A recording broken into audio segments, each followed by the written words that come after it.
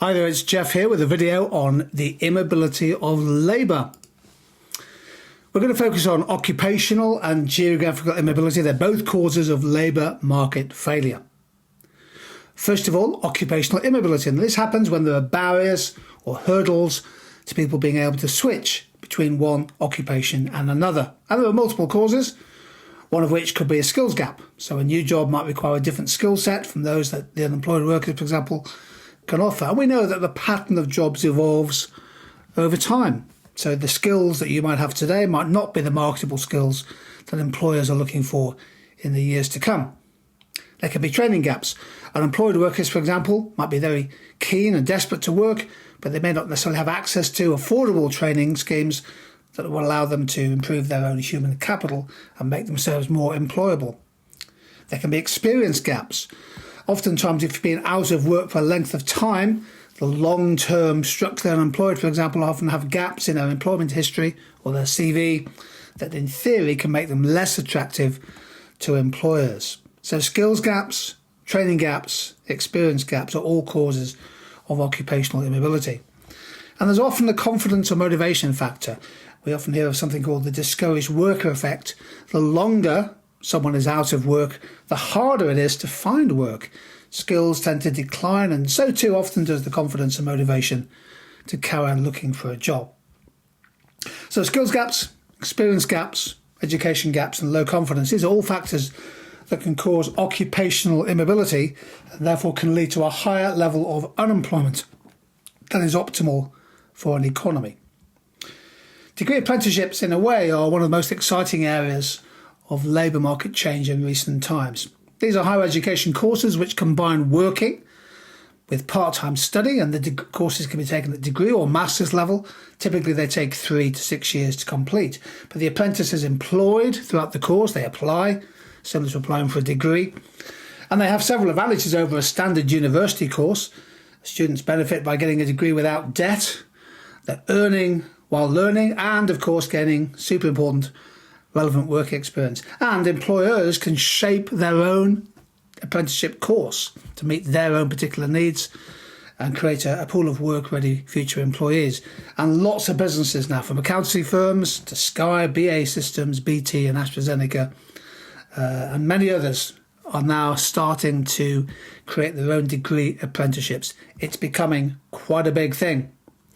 The number of people participating in apprenticeships has risen quite sharply. There has been a fall off in recent times, but in 2022-23, over 750,000 people were participating in apprenticeships in England alone, and that figure is more than double what it was 20 years ago. So this is an important part of the labour market landscape, if you like.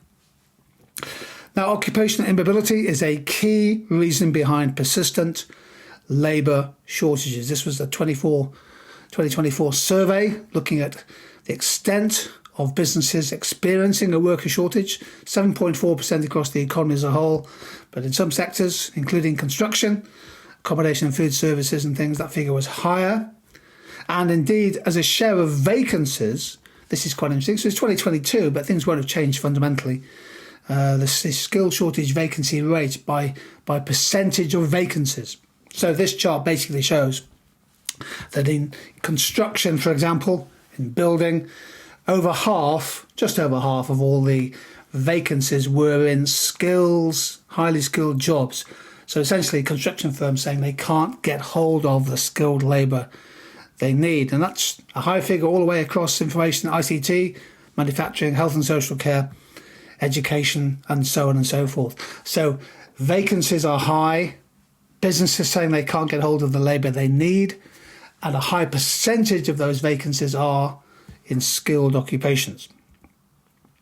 Geographical immobility, of course, is the barrier or barriers to people moving to find work. And there are many causes of this.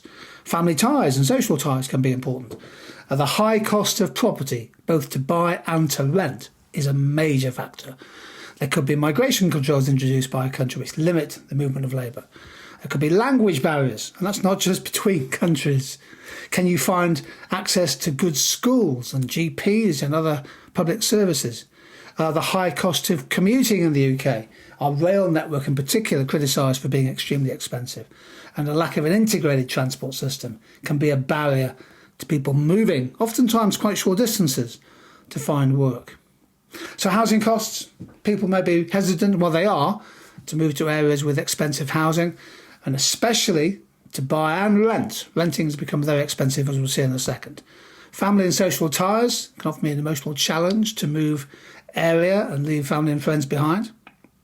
Families with school-aged children may be reluctant to relocate if it means disrupting their education.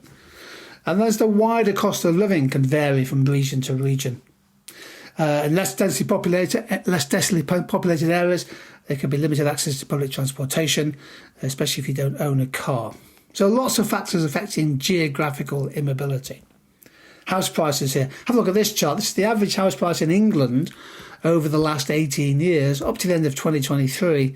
And you can see that gap widening between London and other regions. The gap in particular, for example, between London and the North East is huge. Rented property is a major cause of geographical immobility.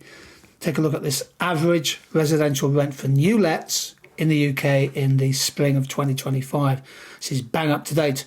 On average, residential rent costs you £2,000 a month in London, £1,400 a month in the South East, just under £1,300 in the UK, half of that in the North East.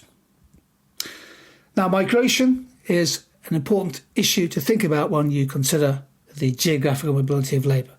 Many industries and occupations in the UK do depend heavily on net inflows of workers, from farming to tourism to health and social care, skilled construction workers, transport and logistics. And clearly, labour market dynamics can change over time. They have. The UK has now left the European Union and replaced free movement with a points-based work visa scheme.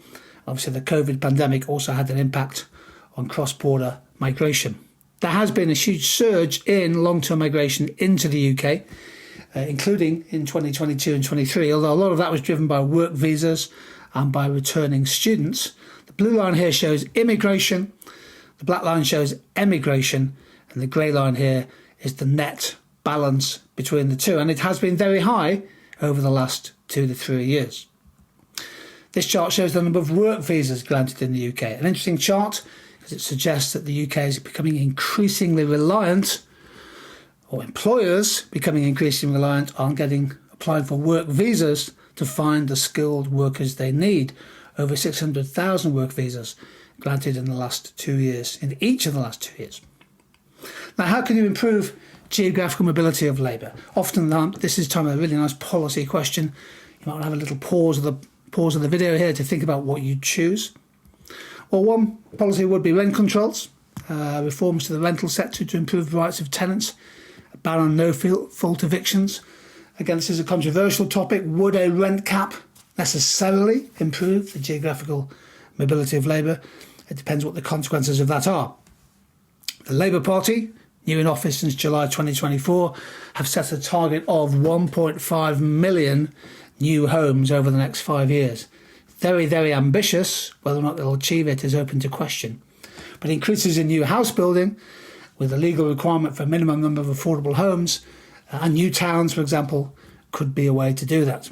But we also need to improve our infrastructure to increase access to affordable transport, both light rail, trains, buses. Some local authorities, of course, are putting caps on fares. So there we go. That was a look at immobility of labour. It's a key cause of labour market failure. It's a great policy question, and I hope you found the video useful. Take care. See you soon.